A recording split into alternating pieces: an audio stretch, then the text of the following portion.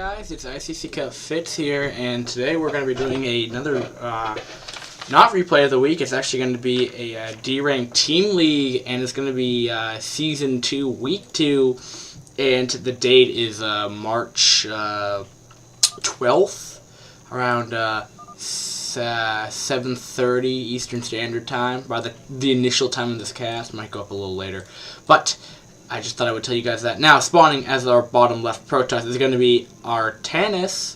Our XP's Artanis, as his name has this little XP on it. Same thing with SandStorm.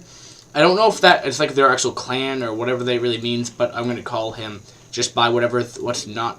What I'll go by is that the whatever's in the parentheses is their clan, and then we have Storm Sand as the Teal Zerg. Now, this is going to be Aztec version 2.1. Now, the only experience I have with this map was the really funky TVP that I saw when the Terran was spawning on this side, and the Protest went a really funky, like, proxy robo up here and kind of suppressed the Terran and kind of took expands. So, we'll have to see how this plays out.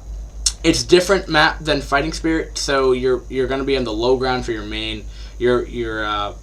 And then your natural. It's pretty easy to secure. There isn't a huge tight wall. There isn't a huge thing to wall off or secure. Now your third is interesting. You could either go down here go down there, but you're much more open. It's going to be hard to wall off, or you could go up here, which is going to be a gasless expand. So I've seen Protest, or the one game I have seen, they opt to go for this. But we'll see how this comes down. We'll see if he comes down with a pylon. Now, for Artanis, while things are going underway for this game, he's going to be averaging 173 and maxing at 259. Now, for Sand, he's going to be averaging 138 and maxing at 200. So you're going to be seeing, if you tune into my or ICC Cup's replay of the week, because I shouldn't say they're mine, because they're not mine, or most of them are, but most of them are me casting. I think I've casted every single replay of the week, except for like one, maybe. I don't even think that. But anyway, the thing to note for that is the APM levels are way different, and not saying it's bad and it's not all that skill level. It's up, again, for you guys to decide whether or not you're really going to, if you're going to put that APM specifically, but it's just one of the few stats that can gather on these players, other than that they're apparently D-rank. And you'll tend to notice that D-rank players tend to have a lower APM than the players that are in replay of the week, and they tend not to be D-rank players, so it's just putting something in perspective. I think there is something to be told from APM, but not to the extent where it's like if you have a super high APM, that means you're so good. It doesn't really mean that. You could spam all day and try to get 500 if you really want to, but can you actually utilize a 500 APM? That's the other thing. So, while I've been kind of blabbering on about random stuff happening, and random information, he did take this expand instead of taking this one first because of the pylon going down, and he will be Forge Fast expanding. And I believe this is a 3-player map, so yeah. In other news, the D-rank players, and that's about it. So for like other information, according to us, if you care, kinda, it's like I'll try to get a set series done every night, depending on how much homework is. I mean, I should be reading my JRP book, which is like our junior research paper. However, I'm not really feeling like I really want to do that right now. I'll read it later tonight, but I don't feel like doing it right now. I feel like casting 5 games of StarCraft, and then rendering them all, and then uploading by tomorrow, which is the hope. And, because I'm just trying to get the content out to you guys. I'm trying to get, as much coverage as I can out there for you guys. I know there's other casters, like Psychic something or other. I didn't know about him until this point, but he's been pretty active. He has a lot of videos up, and he was an old Brood War caster. Now, I mean, I can't say I'm a better caster than he is, and I will always give him the seniority rate, which means to me, well, I'm always going to look up to him as a caster. any person that's really kind of done more Brood War casting than me and has more experience, especially players that play Brood War, I give much more rights for them to cast. If there was 2 games that we wanted to cast, I'm like, all right, you know what? If you want to cast it, go ahead. As I am pretty, I like to be like that. I don't want to take what their sport is, their game rather. And I should not sure if I should call it sport, but rather what they call it.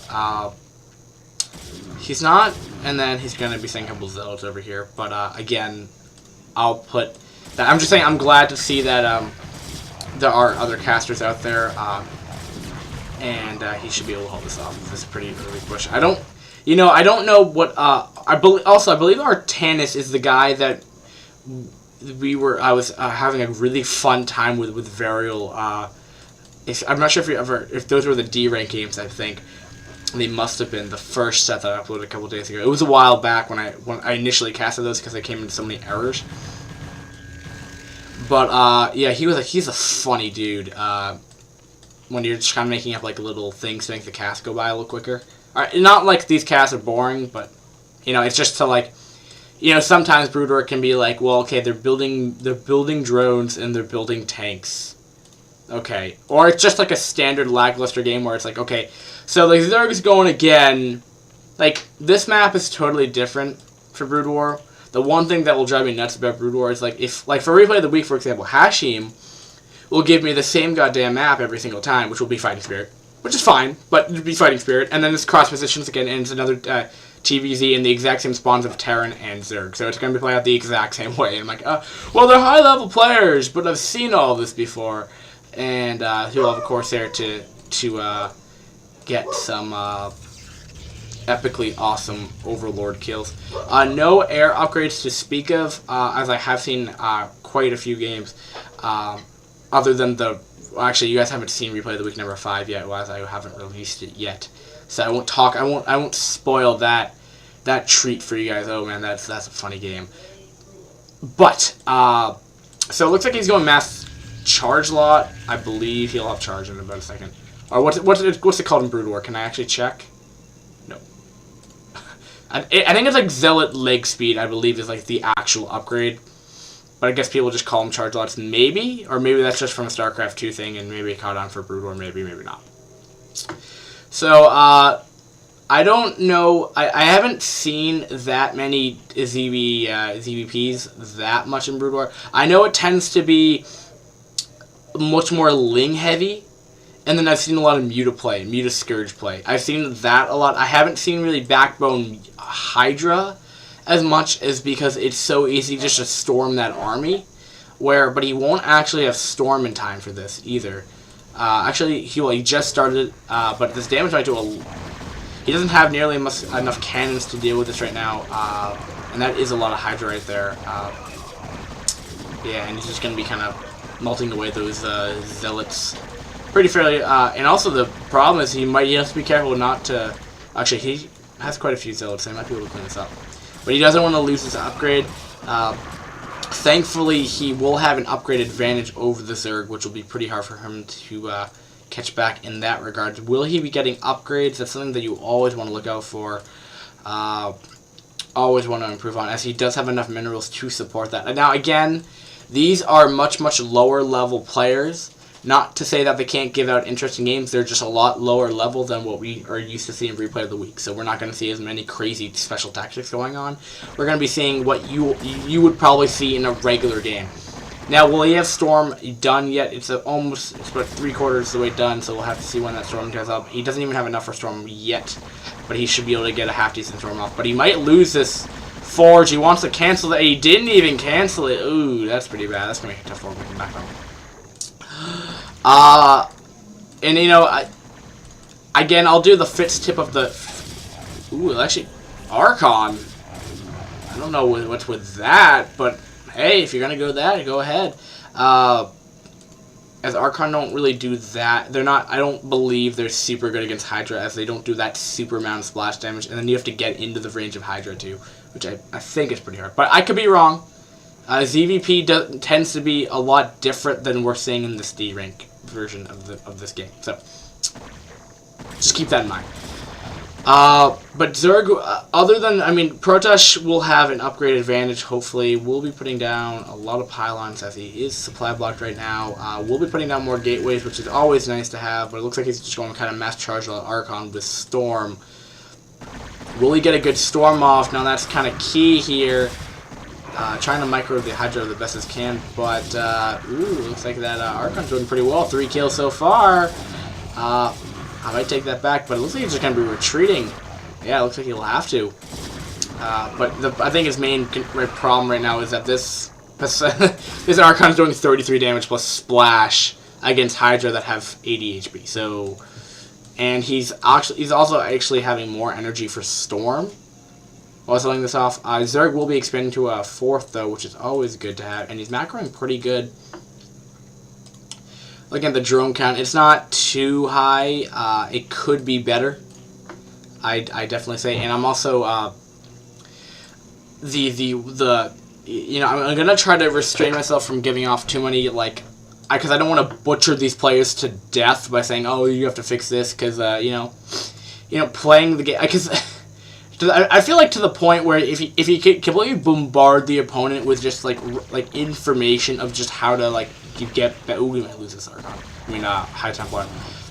With it kind of makes them like, well, I kind of suck at this game, so I'm not gonna go play, and I don't want to give off that vibe for Brood War whatsoever.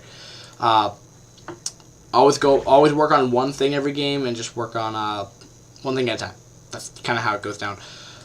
Overlord will spot this 3rd timing. And he will have map vision of all the bases to make sure he's not getting any sneaky expands, and pretty good. And looks like he's going to be tech switching into mostly Lurker at this point. Delayed Lurker tech, but again, keep in mind they're lower level players, so we're not going to be seeing super awesome timings. He will be initiating double upgrades. Does he have a Forge built yet? Again, don't think he does. He doesn't. And what's probably going to keep the Protoss in the game, or Artanis, what would have really kept him in the game would be the upgrades. But if he's going to be out upgraded by units in general, wait, what?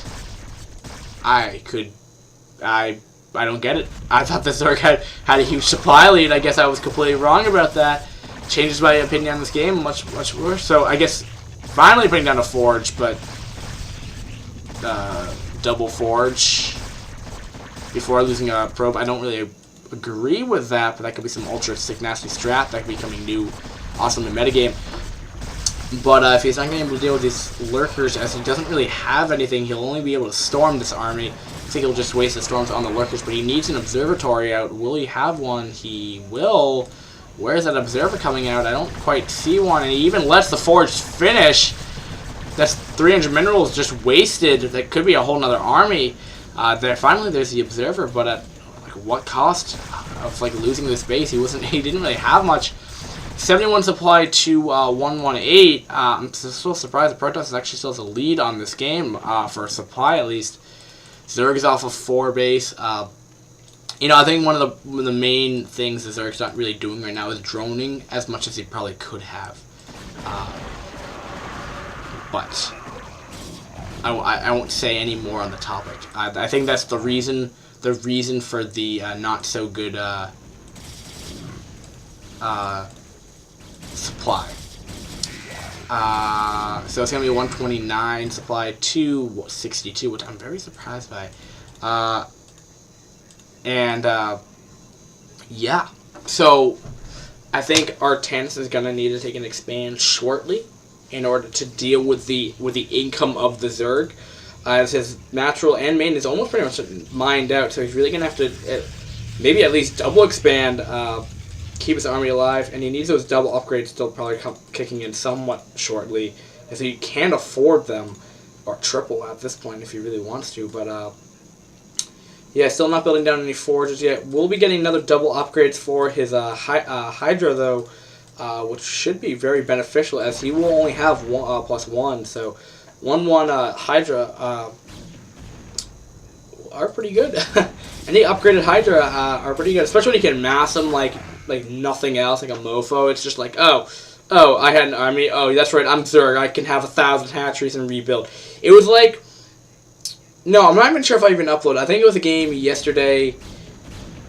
essentially, it was a game where the Protoss was like, yo, I'm going to take so many expands in a TVP that I'm going to throw like 4 200 armies in to kill off one mech army. And he ended up winning, which I thought was kind of cool.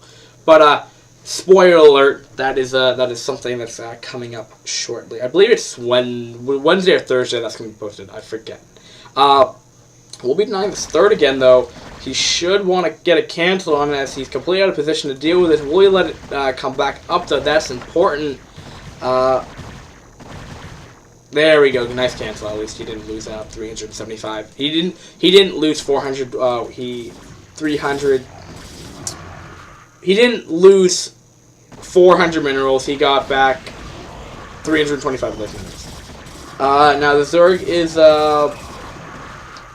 didn't engage by the time 2-2 happened, and Protoss army looks kind of unstoppable at this point, as Mass Hydra does not seem to be the right calling for this for what's his name, Sand. Does not seem like he's going to be working. It might be pushing out right about now. But yeah, guys, I hope you guys enjoy my casting. Hopefully we can get some of the other casters, and maybe I can get one of my clan buddies, who's I love doing co-cast with the guy. He's so much fun to just dick around with and stick with. Or maybe I should use the more appropriate word for that. But essentially, it's just kind of fun to mess around with him, and during. I think it's to the extent where you can't be. I mean, I've always touched upon this. I think I always bring it up every single cast, where I'm not much of an analytical cast. I'm more of like get sidetracked and kind of be interesting kind of caster, and kind of just do it play by play. And I think that's kind of I'll rewatch some of my old casts.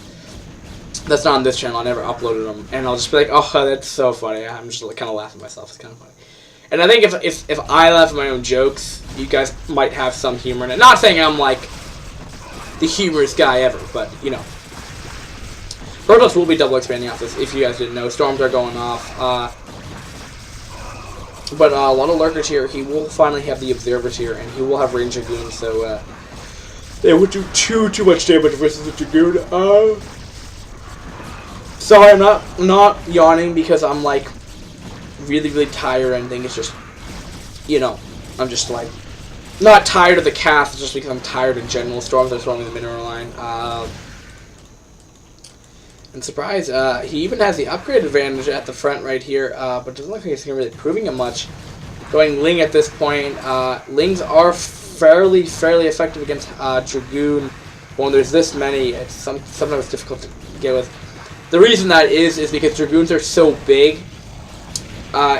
Lings can get like 4 or 5 of them on them, and especially with Crackling, they'll just tear apart that so quickly. Unlike Zealots, where they're also stationary too. They don't really micro that much against Zerglings that often. Especially in big numbers like this. Zealots, on the other hand, can't really get a super good surround on it.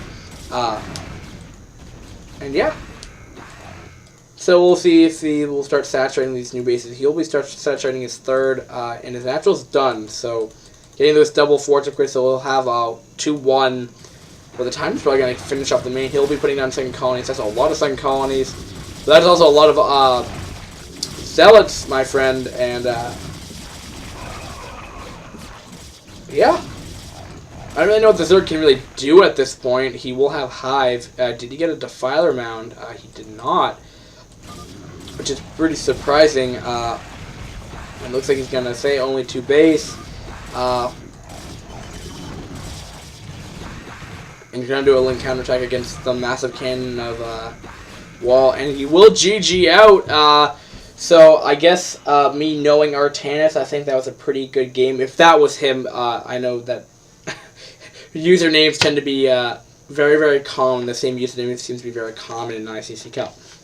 So sometimes it's kind of hard to, you know, to kind of keep track of all that. So yeah. So Fitz tip of the game for the Zerg.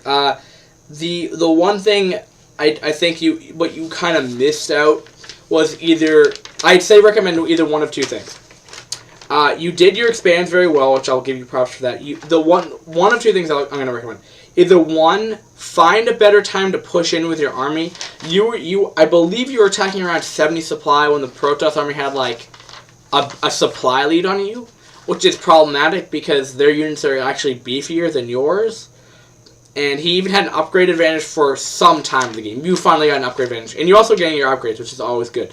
That, or if you're not really going to going for a mainstream main army, you could always also do like Overlord drops. I know from high-level play, what tends to happen is Protoss will take a third. And like you were doing, you were denying that third so many times. If you're able to continue to just completely harass the Protoss out of nothing and then try to trade armies, that's kind of how you win a lot in any kind of Protoss. I've seen in TVP and ZVP where the Zerg will do a mega drop into the third and then they can't do anything about it, and then you're already macroing so hard as it is, you'll have a whole another army. So you can kind of combine the two, but I say work on one or two and then kind of mix them together. That's my recommendation. So yeah, that was D rank. Oh, and also, well, I'll say this in the next cast, but it's actually going to be Team All Kill Kings versus Team 3. So I failed to mention that earlier, but I'll put that in game number 2. I hope you guys enjoyed this cast. Go support Nikon and his little forum post. It's actually in the playlist that I'll put this in as well. So best of luck to everyone there. Best of luck to all the casters. And best of luck to the viewers who are actually, watching this and having fun with it. I hope you guys really do enjoy it. And, have a great day, guys. Fits are going to be out of your hair momentarily. And we'll be back with game number 2. Is going to be Lightning versus Arya. So, without further ado, let's end this cast and get on the next one. Alright, peace, guys. Have a great night.